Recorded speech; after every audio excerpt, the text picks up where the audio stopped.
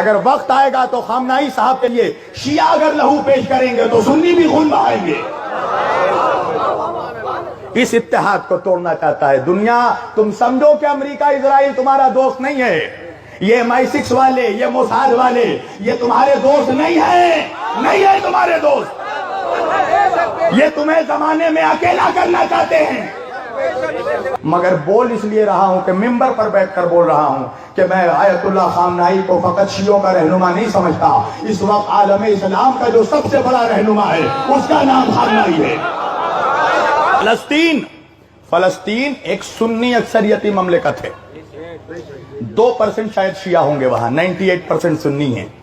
مگر اللہ اور رسول کے بعد اگر ان لوگوں کو کسی پر یقین ہے تو اس یقین کا نام خامنائی ہے.